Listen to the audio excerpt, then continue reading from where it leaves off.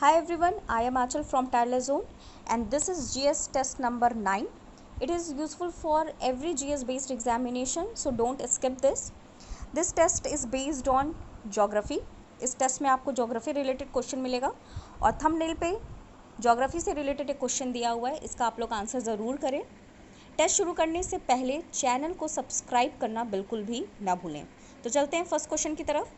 आज का पहला क्वेश्चन है, निम्नलिखित में से कौन सी नहर दक्षिण जर्मनी में आंतरिक जलमार्ग के रूप में प्रयोग की जाती है? ए वोल्गा डॉन नहर, बी सॉल्ट सेंटी नहर, सी लुडविग्स नहर या डी सफ़ेद समुद्र नहर। तो देखिए इसका आंसर होगा सी लुडविग्स नहर। ये थंबनेल का ही क्वेश्चन है। लुडविग्स नहर दक्षिण जर्मनी साउथ जर्मनी में आंतरिक जलमार्ग के रूप में प्रयोग किया जाता है और ये नहर जो है वो डेन्यूब रिवर और राइन रिवर दोनों के ही बेसन को कनेक्ट करता है। ये इंपॉर्टेंट हो जाता है पॉइंट। अगर डेन्यूब रिवर की बात की जाए तो ये एक ऐसा रिवर है जो 4 कैपिटल से होकर गुजरता है और इसका आप ट्रिक याद कर सकते हैं VB3। वी से वियना हो जाता है ऑस्ट्रिया की राजधानी, एक बी से बेलग्रेड हो जाएगा सर्बिया की राजधानी, दूसरा बी बुदापेस्ट हंगरी की राजधानी और तीसरा भी ब्रेटिस्लावा स्लोवाकिया की राजधानी। अगर कंट्री की बात की जाए कि कितने कंट्री देश से गुजरता है तो वो हो जाएगा 10। तो दोनों नंबर याद रखिएगा। कैपिटल, कितने कैपिटल से गुजरता है डेन्यूब रिवर 4 और कितनी कंट्री से होकर गुजरता है 10। साथ ही साथ डेन्यूब रिवर जो है वो यूरोप का सेकेंड लॉन्गेस्ट रिवर है। सेकेंड क्वेश्चन है, सूची 1 का सूची 2 से मिलान करें। एक तरफ देखिए देश और या फिर सिटी दी हुई है और सेकंड तरफ रिवर दिया हुआ है, बताना है कौन सा रिवर किस देश में बहता है। तो ए है यहाँ पे खार्तूम, सूडान की राजधानी है ये, याद रखिएगा। बी ब्राज़ाविले, सी रॉटरडम और डी पेरिस। तो देखिए खार्तूम सूडान में नील नदी बहती है, ठीक है। ब्राज़ाविले की बात की जाए तो यहाँ जायरे को ही कॉन्गो नदी भी कहते हैं।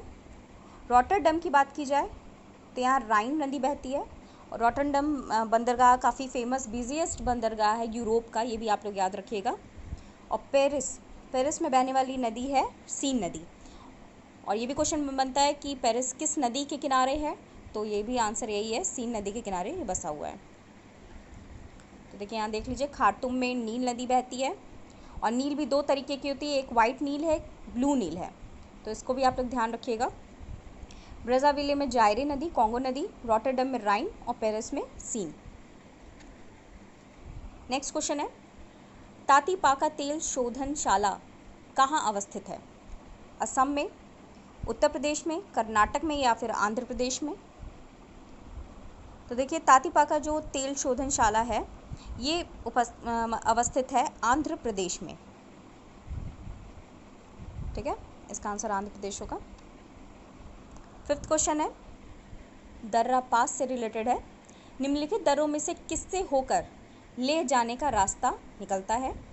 ए जोजिला दर्रा, बी शिपकिला, सी चुम्बी घाटी या डी बनिहाल। तो देखिए इसका आंसर होगा ए जोजिला दर्रा। बहुत ही इंपॉर्टेंट क्वेश्चन हो जाता है। तो कश्मीर से ले जाने के लिए जोजिला दर्रा का प्रयोग किया जाता है, जबकि जम्मू से कश्मीर के लिए बनिहाल दर्रे का प्रयोग किया जाता है। इन दोनों ही टर्म में काफ़ी कन्फ्यूजन होता है, तो याद रखिएगा कि सबसे पहले देखिए नीचे जम्मू पड़ता है, ऊपर जाने पे कश्मीर और फिर लेह पड़ता है।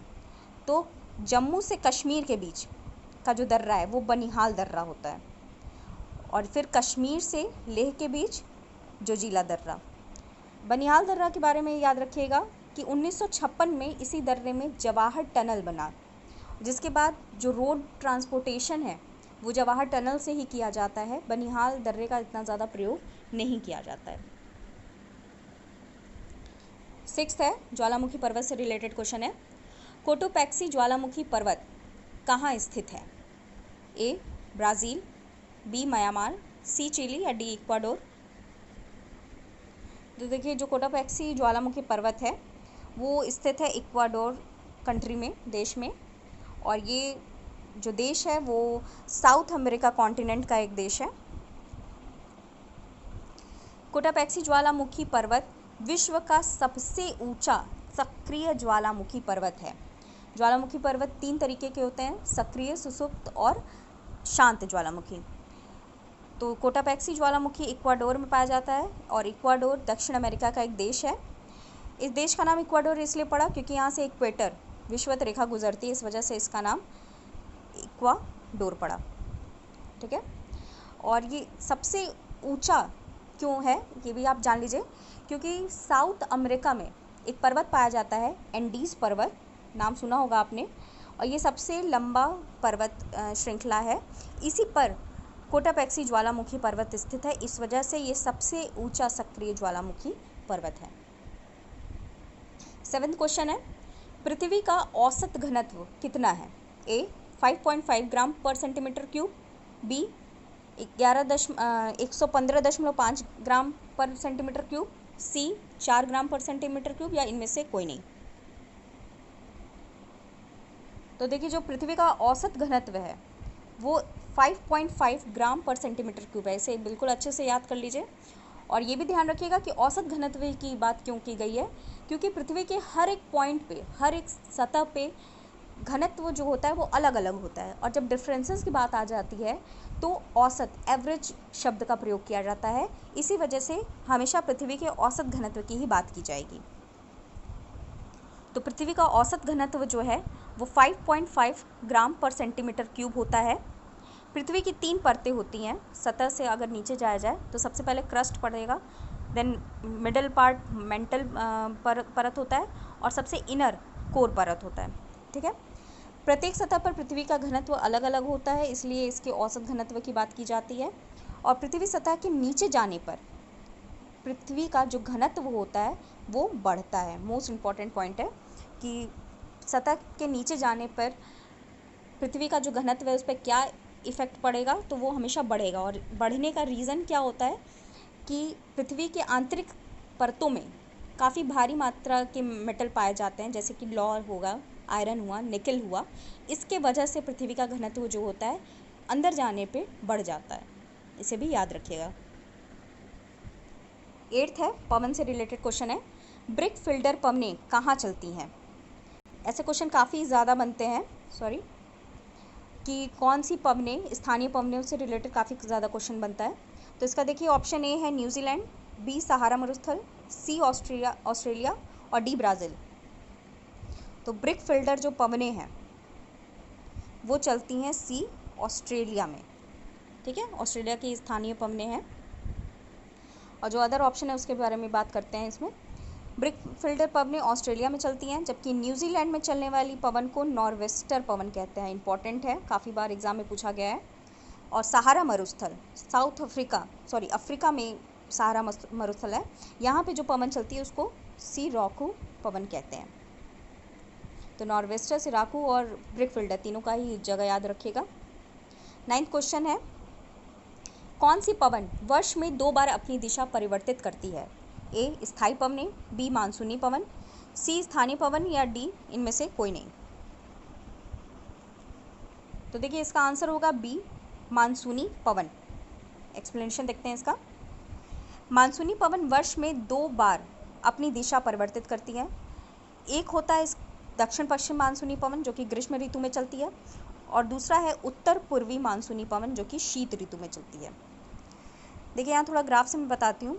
जैसे कि मान लीजिए ये इंडिया का मैप है, तो ग्रीष्म ऋतु में हिंद महासागर से मानसूनी पवन जो आती है वो केरल क्षेत्र से इंडिया में प्रवेश करती है। इसे दक्षिण पश्चिम मानसूनी पवन कहते हैं। ठीक है, इसी दिशा से आती है।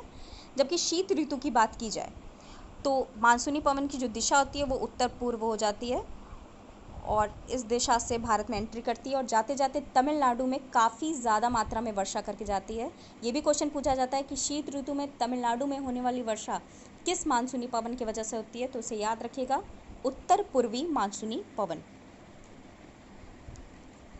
10th क्वेश्चन है, भूकंप रिलेटेड है। भूकंप की उत्पत्ति का केंद्र क्या होता है? ए अधिकेंद्र, बी अपकेंद्र, सी अभिकेंद्र, या डी अवकेंद्र।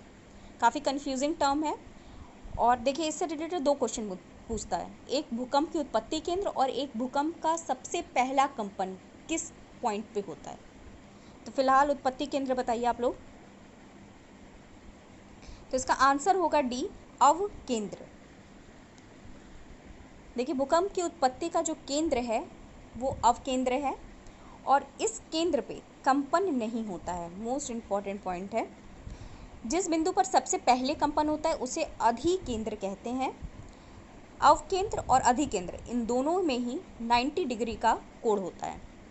तो देखिए होता क्या है, जैसे ये मान लीजिए पृथ्वी है, इस पॉइंट पे ये अवकेंद्र होता है, इस पे सबसे पहले भूकंप की उत्पत्ति होती है और इसके 90 डिग्री पर यहाँ पे सतह पे जो अधिकेंद्र कहलाता है, यहाँ पे सबसे पहले कंपन का आभास होता है और इन दोनों के बीच में हमेशा 90 डिग्री का कोण होता है। तो इससे देखिए 3 क्वेश्चन बन गए।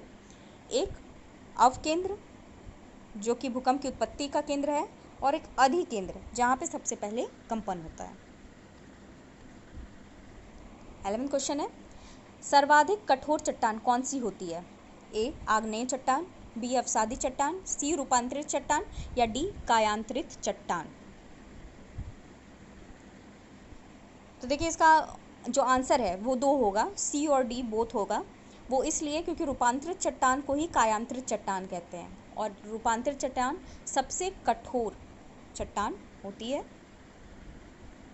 तो कायांतरित चट्टान को ही रूपांतरित चट्टान कहते हैं और यह सर्वाधिक कठोर चट्टान होती है। बात की जाए परतदार चट्टान की, किस चट्टान में परतें पाई जाती हैं, तो उसका आंसर होगा अवसादी चट्टान और वह चट्टान जिसका निर्माण सबसे पहले हुआ या होता है उसका नाम है आग्नेय चट्टान। तो देखिए ऑप्शन में जो दिया हुआ था, आग्नेय चट्टान सबसे पहले बनता है, अवसादी चट्टान जिसमें परतें पाई जाती हैं, रूपांतरित और कायांतरित चट्टान जो कि सबसे कठोर होता है। तो इससे ध्यान रखिएगा। तो इसी के साथ आज का टेस्ट कंप्लीट होता है। ज्योग्राफी के इंपॉर्टेंट क्वेश्चन थे, इसका रिवीजन ज़रूर करिएगा और इस टेस्ट की जो प्लेलिस्ट है आपको डिस्क्रिप्शन में मिल जाएगी। साथ ही साथ फेसबुक इंस्टाग्राम का भी लिंक है, वहाँ वो भी आपको मिल जाएगा, उसे आप लोग ज्वाइन कर सकते हैं, फॉलो कर सकते हैं। तो if you like the video please share it among your friends. मिलते हैं नेक्स्ट टेस्ट में। Thank you.